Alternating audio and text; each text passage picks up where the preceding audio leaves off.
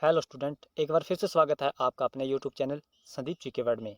तो आज हम आपका प्रैक्टिस सेट 2 है वो कवर करने वाले हैं। इसके अंदर हम आपकी अपकमिंग परीक्षा एसएससी जीडी के लिए जीके जीएस के जो टॉप 25 क्वेश्चन है उनको कवर करने वाले हैं। तो सेशन से अंत तक जरूर बने रहिए। सीक्वेंस वाइज हम आपको सभी प्रकार का कंटेंट है वो उपलब्ध कराएंगे, तो हमारे साथ जरूर जुड़ें और आपकी जो परीक्षा है एसएससी जीडी उसके अंदर आपको एक बेहतर स्कोर करवाने में हमारा जो प्रयास रहेगा वो हम आपके साथ मिलकर जरूर करेंगे। तो चलिए स्टार्ट करते हैं आज का हमारा सेशन। फर्स्ट क्वेश्चन है हमारा, सेंधववासी मिठास के लिए किसका उपयोग करते थे? तो सेंधववासी मिठास के लिए आपका शहद का उपयोग करते थे। राइट विकल्प हो जाएगा हमारा ऑप्शन नंबर डी।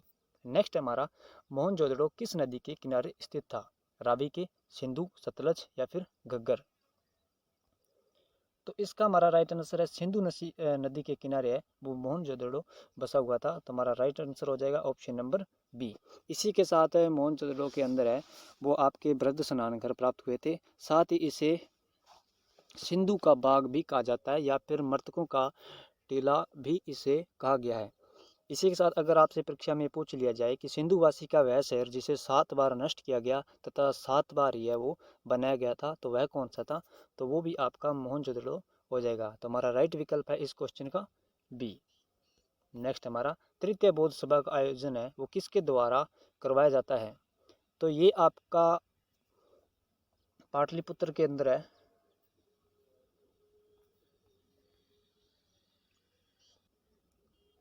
पाटलिपुत्र के अंदर है इसका आयोजन हुआ था और इसका जो आयोजन करता था वो था अशोक।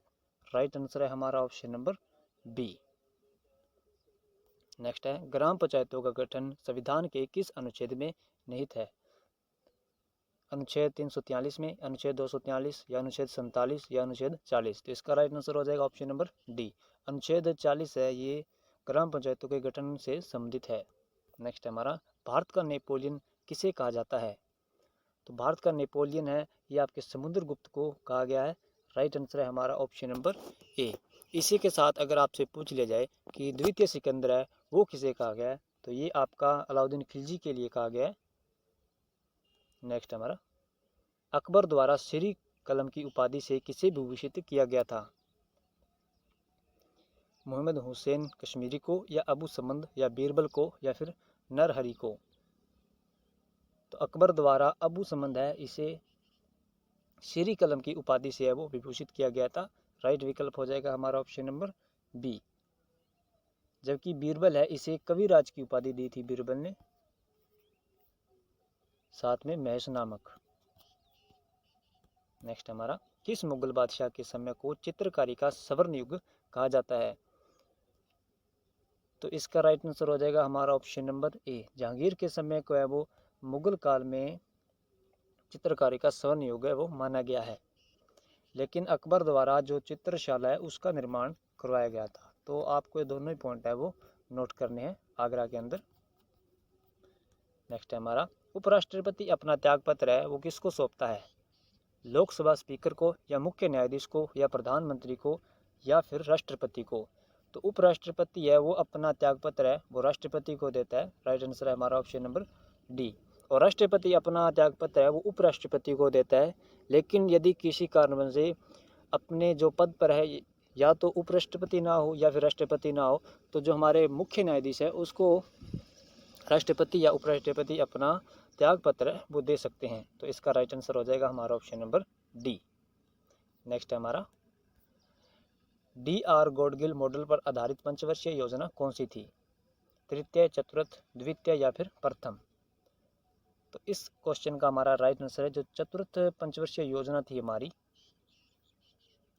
ये डी आर गॉडगिल मॉडल पर आधारित थी, जिसका मुख्य उद्देश्य था आत्मनिर्भरता की प्राप्ति। तो हमारा राइट विकल्प है ऑप्शन नंबर ए।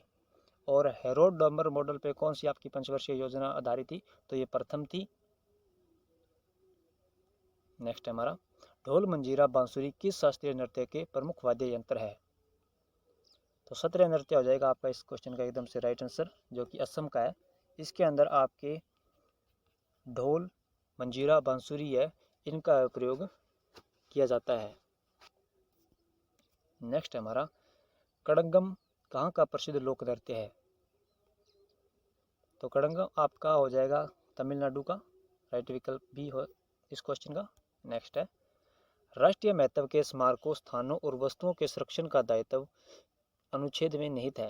अनुच्छेद 36, अनुच्छेद 47 या अनुच्छेद 49 में या अनुच्छेद 50 में। तो इसका राइट आंसर हो जाएगा होगा आपका अनुच्छेद 49 के अंदर है, वो राष्ट्रीय स्मारकों व वस्तुओं के संरक्षण का है, वो प्रत्येक नागरिक का कर्तव्य है, ये इस अनुच्छेद के अंदर है, वो निहित है।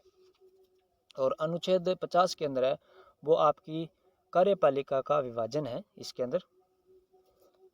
और अनुच्छेद 36 है, 36 से 51 आपके जो नीति निर्देशक तत्व है इनका विवरण किया गया है। नेक्स्ट है हमारा, किस रोग के कारण रक्त का थक्का नहीं बनता है। तो सबसे पहले आप नोट कीजिए, जो रक्त का थक्का है ये विटामिन के की वजह से बनता है।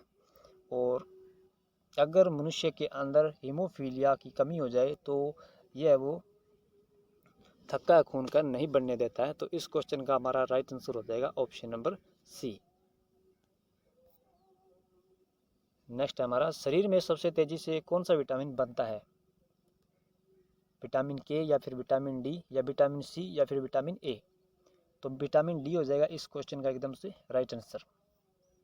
विटामिन डी है ये आपका शरीर में सबसे तेजी से बनने वाला विटामिन है, और इसका प्रमुख स्रोत है वो है आपके सूर्य का प्रकाश। इसी के साथ इस विटामिन को है वो आपके हार्मोन भी माना गया है। और इसका वैज्ञानिक नाम आपसे पूछ लिया जाए तो कैल्सीफेरोल है वो इसका वैज्ञानिक नाम है। नेक्स्ट है हमारा, CISF की स्थापना है वो किस वर्ष हुई थी। तो CISF की जो स्थापना है ये आपकी होती है 1969 के अंदर।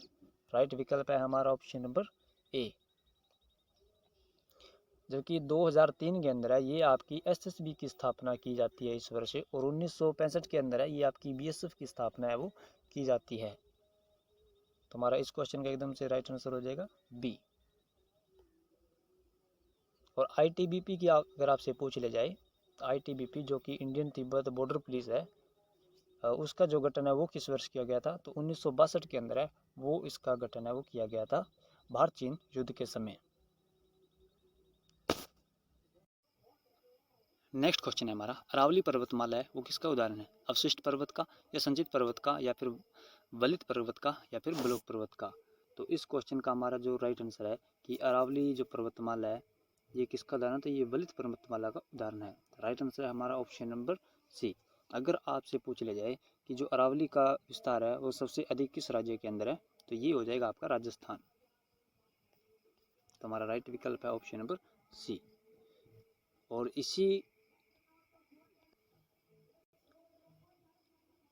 इसी अरावली पर्वत पर आपके जो माउंट आबू है जो कि राजस्थान के सिरोही जिले के अंदर स्थित है, इस पे अब गुरु शिखर नामक चोटी है वो स्थित है, जिसकी की ऊंचाई 1722 मीटर है।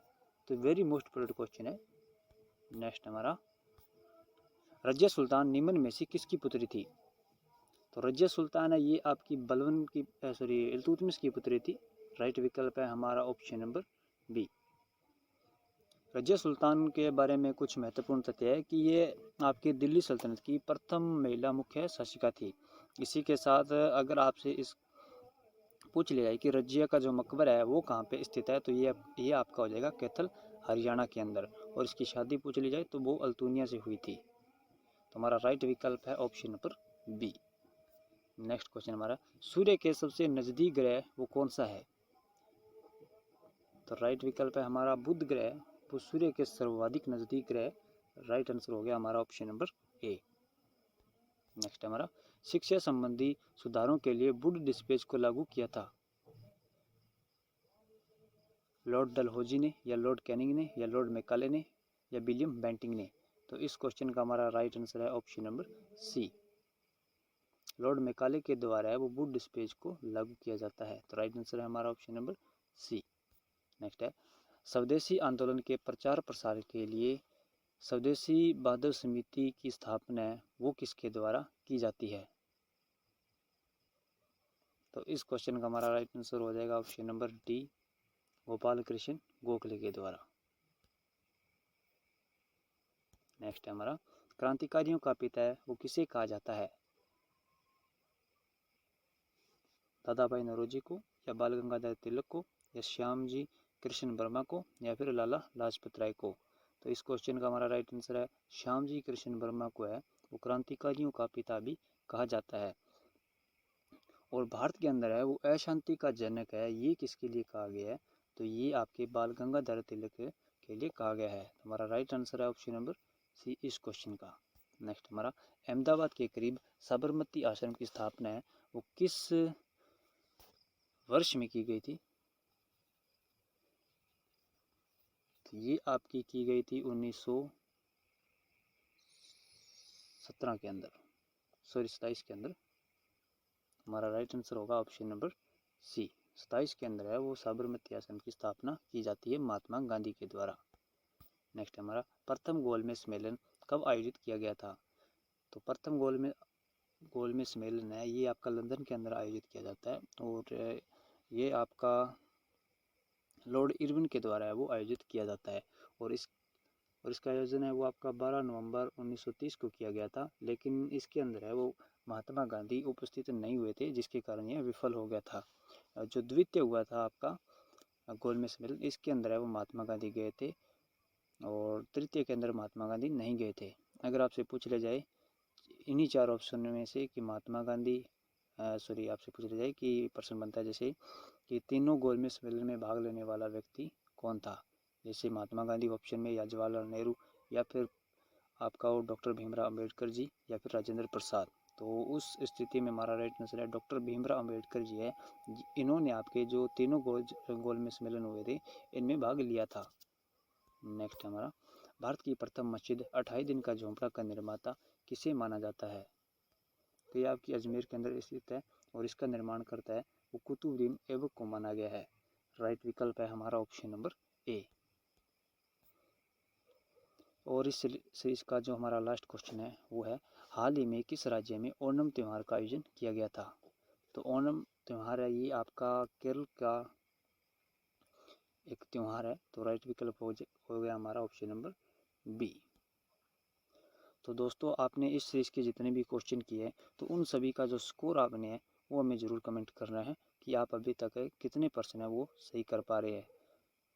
तो चलिए मिलते हैं नेक्स्ट वीडियो के अंदर और अपनी तैयारी को जारी रखिए, हमारे द्वारा जो कंटेंट है उसका भी आप रिवीजन करिए और खुद से भी कुछ रिवीजन है वो करिए, ताकि आप अपनी परीक्षा के लिए जो बेहतर से बेहतर कंटेंट है वो आप वो तैयार कर सकें और अपने लक्ष्य को प्राप्त कर सकें। तो मिलते हैं नेक्स्ट वीडियो के अंदर।